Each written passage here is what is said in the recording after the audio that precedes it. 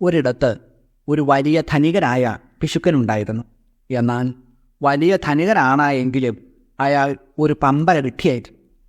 പിശുക്ക് കാരണം വറുത്തു പൊടിച്ച ധാന്യവും കഴിച്ച് പച്ചവെള്ളവും കുടിച്ചാണ് അയാൾ ജീവിച്ചിരുന്നത്. വേറെ ഒരു ഭക്ഷണവും അയാൾ ജീവിതത്തിൽ കഴിച്ചിട്ടുണ്ടായിരുന്നില്ല. അയാളുടെ ഭാര്യയുടെ ഗതി അതുതന്നെ. ഒരു ദിവസം അയാൾക്ക് വല്ലാത്ത ഒരു കൊതി. പാൽപ്പായസം കഴിക്കണമെന്ന അതിയായ ആഗ്രഹം. ഭാര്യയോട് ഉണ്ടാക്കുവാൻ പറഞ്ഞു. ഭാര്യ പാൽപ്പായസം ഉണ്ടാക്കുന്നതിനിടയിൽ ഈ മണ്ടനായ പിശുക്കൻ മുതലാളി ഒരു മുറിയിൽ കയറി വാതിലടച്ച് കിടപ്പായി. വിരുന്നുകാർ ആരെങ്കിലും വന്നു പോയാൽ പായസത്തിൻ്റെ പങ്ക് അവർക്കും കൊടുക്കേണ്ടി വന്നാലോ? അതായിരുന്നു അയാളുടെ ചിന്ത. കുറച്ചു കഴിഞ്ഞപ്പോൾ അയാളുടെ സുഹൃത്തായ ഒരു ചൂതുകളിക്കാരൻ അവിടെ എത്തി. നിങ്ങളുടെ ഭർത്താവ് എവിടെയെന്ന് അന്വേഷിച്ചു. അവർ മറുപടി ഒന്നും പറഞ്ഞില്ല. ഭർത്താവ് കിടക്കുന്ന മുറിയിൽ ചെന്ന് ഒരാൾ കാണാൻ വന്നിരിക്കുന്നു എന്ന് അറിയിച്ചു. അപ്പോൾ പിശുക്കൻ പറഞ്ഞു, നീ ഇവിടെ ഇരുന്ന് എൻ്റെ കാലെടുത്ത് മടിയിൽ വെച്ച് അയ്യോ എൻ്റെ ഭർത്താവ് മരിച്ചുപോയേ എന്ന് പറഞ്ഞ് നിലവിളിക്ക്. അത് കേട്ട് അവൻ തിരിച്ചു പൊക്കോളും. നമുക്ക് ആർക്കും പായസം കൊടുക്കേണ്ടി വരികയുമില്ല. അവർ ഭർത്താവ് പറഞ്ഞതുപോലെ നിലവിളിക്കാൻ തുടങ്ങി. അത് കേട്ട് വന്നയാൾ അകത്ത് കയറി. എന്ത് പറ്റി എന്ന് ചോദിച്ചു. എൻ്റെ ഭർത്താവ് മരിച്ചു കിടക്കുന്നു എന്ന് അവൾ ഉത്തരം പറഞ്ഞു. ഞാനിവിടെ വന്നപ്പോൾ ഈ സ്ത്രീ പായസം ഉണ്ടാക്കുകയായിരുന്നല്ലോ. ഇപ്പോഴിതാ ഒരു രോഗവുമില്ലാതിരുന്ന ഭർത്താവ് മരിച്ചുപോയി എന്നും പറയുന്നു. എന്നെ തിരിച്ചയക്കാനുള്ള ഇവൻ്റെ അടവായിരിക്കും. വന്നയാൾ ഇങ്ങനെയാണ് ചിന്തിച്ചത്. എന്തായാലും ഈ കളിയുടെ അവസാനം കണ്ടിട്ട് തന്നെ കാര്യം എന്ന് ഉറപ്പിച്ചുകൊണ്ട് അയാളും നിലവിളിക്കാൻ തുടങ്ങി. അയ്യോ എൻ്റെ കൂട്ടുകാരാ, നിങ്ങൾ ഇത്ര പെട്ടെന്ന് ഞങ്ങളെ കളഞ്ഞിച്ചു പോയല്ലോ, ഞാനിതെങ്ങനെ സഹിക്കും എന്നിങ്ങനെയൊക്കെ ഓരോന്ന് പറഞ്ഞ് കരയാൻ തുടങ്ങി. ബഹളം കേട്ട് അയൽക്കാരും ബന്ധുമിത്രാദികളുമെല്ലാം അവിടെ ഓടിക്കൂടി. മരിച്ചതുപോലെ കിടന്നിരുന്ന ഗ്രഹനാഥനെ കണ്ട് വന്നവരെല്ലാവരും കൂടി മൃതദേഹം ദഹിപ്പിക്കാനുള്ള ഒരുക്കങ്ങൾ തുടങ്ങി.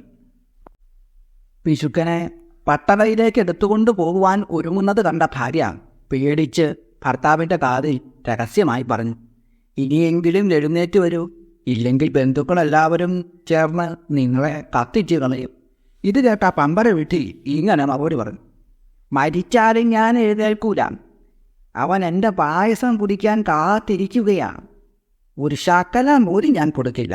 എന്നെപ്പോലെ ഉള്ളവർക്ക് ഒരു പിടി അന്നം പ്രാണനേക്കാൾ പ്രിയപ്പെട്ടതാണ്. ഭർത്താവിൻ്റെ ഈ ദൃഢനിശ്ചയം കേട്ട ഭാര്യ കരഞ്ഞുകൊണ്ട് പിന്മാറി. എല്ലാവരും കൂടി അയാളെ എടുത്തു കൊണ്ടുപോയി പട്ടടയിൽ വെച്ച് ദഹിപ്പിച്ചു കളഞ്ഞു. അങ്ങനെ അയാൾ ജീവൻ കളഞ്ഞിട്ടല്ലാതെ പായസം വിട്ടുകൊടുത്തില്ല. അയാൾ കഷ്ടപ്പെട്ട് സമ്പാദിച്ചു വച്ചിരുന്ന വലിയ ധനമെല്ലാം പിന്നീട് മറ്റ് ബന്ധുക്കളെല്ലാവരും കൂടി ഇഷ്ടം പോലെ ചെലവ് ചെയ്ത് സുഖിക്കുകയും ചെയ്തു.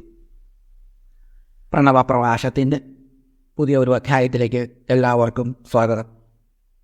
അഭൗമമായ ചൈതന്യം ഓരോ മനുഷ്യ ശരീരത്തിലും കുണ്ഡലിനി രൂപത്തിൽ സ്ഥിതി ചെയ്യുന്നു.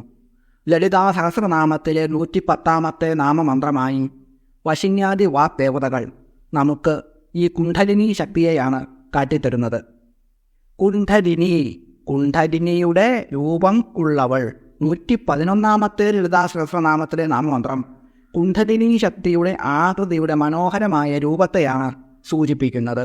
ബിസതന്തു തനീയസി, ബിസതന്തു പോലെ, താമര നൂല് പോലെ, തനീയസിയായവൾ, കൃശയായവൾ, മെലിഞ്ഞവൾ എന്നാണ് അർത്ഥം. കുണ്ഡലിനി ശക്തി താമരനൂല് പോലെ നേർത്തതും മിന്നൽപ്പൊടി പോലെ പ്രകാശിക്കുന്നതും ആകുന്നു. ഭുജലിംഗാകാരൂപേണ മൂലാധാരം സമാശ്രിത ശക്തി കുണ്ഡലിനീ നാമ ബിസതന്തുനിഭാ ശുഭ.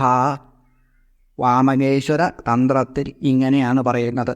മിന്നൽ പിണർ പോലെ പ്രകാശിക്കുന്നതും താമരനൂല് പോലെ ആകൃതിയുള്ളതും കുണ്ഡലിനി എന്ന് പേരുള്ളതുമായ ശക്തി സർപ്പാകൃതിയിൽ മൂലാധാരത്തെ ആശ്രയിച്ചിരിക്കുന്നു. പരമാനന്ദ നിർവൃതി പ്രാപിക്കുന്ന പ്രക്രിയയെ വാമകേശ്വര തന്ത്രത്തിൽ ഇപ്രകാരം വിവരിച്ചിരിക്കുന്നു. മൂലകന്തം ഫണാഗ്രേണ ദൃഷ്ട്വാ കമലകന്ദവത് മുഖേന പുച്ഛം സംഗൃഹ്യ ബ്രഹ്മരന്ധ്രം സമാശ്രിത പദ്മാസനഗത സ്വസ്ഥോ ഗുദമാകുഞ്ജ്യസാധക വായുമൂർധ്വഗതിം കുർവൻ കുംഭകാവിഷ്ഠമാനസ വായുവാഘാതവശാത് അഗ്നി സ്വാധിഷ്ഠാനഗതോജ്വലൻ ജ്വലനാഘാത പവനാഘാതൈർ ഉന്നിദ്രിതോ വിരാട് ബ്രഹ്മഗ്രന്ഥിം തതോ ഭിത്വാ വിഷ്ണുഗ്രന്ഥിം ഭിനന്യത രുദ്രഗ്രന്ഥിം ച ഭിത്വൈവ കമലാനി ഭിനത്തിഷൻ സഹസ്രകമലേ ശക്തി ശിവേന സഹ മോദതേ സാ ചാവസ്ഥാപരാജ്ഞയാ സൈവ നിർവൃതി കാരണം. കുണ്ഡലിനി ശക്തി തൻ്റെ ഫണാന്തരം, അതായത് തലഭാഗം കൊണ്ട് താമരക്കിഴങ്ങിനെ എന്നതുപോലെ മൂലകന്ധത്തെ ദംശിച്ച് മുഖം കൊണ്ട് സംഗ്രഹിച്ച് ബ്രഹ്മരന്ധ്രമാകുന്ന സുഷുമ്നാമാർഗത്തെ ആശ്രയിച്ച് സ്ഥിതി ചെയ്യുന്നു. കുണ്ഡലിനി ശക്തി സർപ്പത്തിൻ്റെ ആകൃതിയുള്ളതും മനോഹരവും താമരനൂലുപോലെ മൃദുവും മൂലാധാരത്തിൽ സ്ഥിതി ചെയ്യുന്നതുമാണ്. താമരക്കിഴങ്ങ് പോലെയുള്ള മൂലകന്ധത്തെ തലഭാഗം കൊണ്ട് സ്പർശിച്ച് മുഖം കൊണ്ട് വാൽഭാഗത്തെ ഉള്ളിലാക്കി ഉറങ്ങിക്കൊണ്ടിരിക്കുന്നു. സാധകനായ യോഗി പദ്മാസനത്തിൽ ഇരുന്നു കൊണ്ട് ഗുദദ്വാരത്തെ അടച്ചു പിടിച്ച് വായുവിനെ മുകളിലേക്ക് നയിക്കുന്നു. വളരെ ശ്രദ്ധയോടുകൂടി കുംഭകം ചെയ്യും. വായുവിൻ്റെ ആഘാതം കൊണ്ട് സ്വാധിഷ്ഠാനത്തിലുള്ള അഗ്നി ജ്വലിക്കാൻ തുടങ്ങും.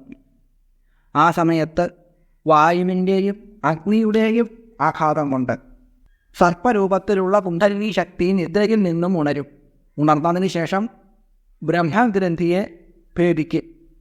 അതിനുശേഷം വിഷ്ണുഗ്രന്ഥിയെയും രുദ്രഗ്രന്ഥിയെയും 6 ആധാര കമലങ്ങളെയും വിളർന്നുകൊണ്ട് സഹസ്രാര പത്മത്തെ പരമശിവനോട് ചേർന്ന് മോദിക്കുന്നു. ഈ അവസ്ഥയാണ് ഏറ്റവും ഉത്കൃഷ്ടമായിട്ടുള്ളത്. പരമമായ ആനന്ദം ഇതിൽ നിന്നും ലഭിക്കുന്നു. തന്ത്രരാജം എന്ന ഗ്രന്ഥത്തിൽ കുണ്ഡലിനിയെ ഇപ്രകാരമാണ് ദർശിക്കുന്നത്. മൂലാധാരസ്ഥവന്യാത്മ തേജോമധ്യേ വ്യവസ്ഥിത ജീവശക്തി കുണ്ഡലാഖ്യ പ്രാണാകാരാധ തൈജസി പ്രസുപ്ത ഭുജകാകാര ത്രിരാവർത്താ മഹാദ്യുതി മായാശീർഷാനദന്തിം താം ഉച്ചരത്യനിശം ഖഗേ സുഷുമ്നാമധ്യദേശേ സാ യദാ കർണദ്വയസ്യ ദു പിധായന ശൃണോത്യേനം ധ്വനിം തസ്യ തദാമൃതി. മൂലാധാരത്തിൽ അഗ്ന്യാത്മകമായ തേജസ്സിൻ്റെ നടുക്കായി കുണ്ഡലിനി എന്ന പേരുള്ള ജീവശക്തി പ്രാണസ്വരൂപിയും തേജസ്വരൂപിണിയുമായി കുടികൊള്ളുന്നു. 3.5 ചുറ്റുള്ളതും സർപ്പത്തിൻ്റെ രൂപവും ഉള്ള ആ മഹാ തേജസ് എപ്പോഴും ശബ്ദിച്ചുകൊണ്ട് സുഷുമ്നയുടെ മധ്യഭാഗത്തായിട്ട് മൂലാധാര ത്രികോണത്തിലാണ് സ്ഥിതി ചെയ്യുന്നത്. 2 ചെവിയും നല്ലതുപോലെ അടച്ചു പിടിച്ചാൽ അതിൻ്റെ ശബ്ദം കേൾക്കാം. ആ ശബ്ദം കേൾക്കുന്നില്ലെങ്കിൽ അവൻ്റെ മരണം ഉടനെ ഉണ്ടാവുന്നതുമാണ്. പഞ്ചദശാക്ഷരി മന്ത്രത്തിൻ്റെ ആദ്യത്തെ ഭാഗമായ വാഗ്ഭവകൂടത്തിനും കുണ്ഡലിനി എന്ന് പേരുണ്ട്.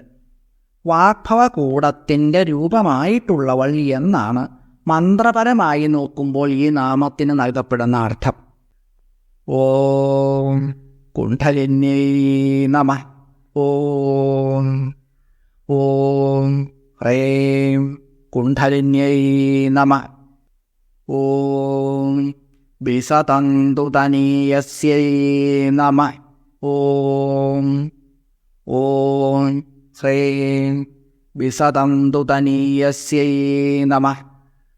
ഒരു ദേവീഭക്തന് ആവശ്യമുള്ളതെന്തും നൽകാൻ കഴിയുന്ന 2 മന്ത്രങ്ങളാണ് ഇവ. താമരപ്പൂവിൽ ശ്രീ മഹാദേവനോടൊപ്പം ഇരിക്കുന്ന ലളിതാപരമേശ്വരി ദേവിയെ ധ്യാനിച്ചുകൊണ്ട് ഈ മന്ത്രം ജപിക്കാം. സാമ്പത്തികമായ വിഷമതകൾ മാറുന്നതിന് ഹ്രീം എന്ന മന്ത്രത്തിന് പകരം ശ്രീം എന്ന് ചേർത്ത് ജപിക്കാവുന്ന അതിവിശിഷ്ടമായ 2 മന്ത്രങ്ങൾ കൂടിയാണ് ഇവ. ഓം ശ്രീം കുണ്ഡലിന്യൈ നമഃ.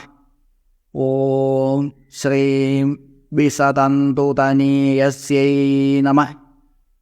താമരപ്പൂവിലിരിക്കുന്ന ശ്രീ മഹാലക്ഷ്മി ദേവിയെ ധ്യാനിച്ചുകൊണ്ട് വേണം ശ്രീം എന്ന ബീജാക്ഷരം ചേർത്തിട്ടുള്ള ഈ മന്ത്രങ്ങൾ ജപിക്കാൻ. എല്ലാവരെയും ശ്രീ മഹാദേവി എപ്പോഴും അനുഗ്രഹിക്കട്ടെ എന്ന് പ്രാർത്ഥിച്ചുകൊണ്ട് അമ്മയുടെ പാതാരബന്ധങ്ങളിൽ സഹസ്രകോടി പ്രണാമങ്ങൾ അർപ്പിച്ചുകൊണ്ട് നിർത്തുന്നു. നന്ദി, നമസ്കാരം.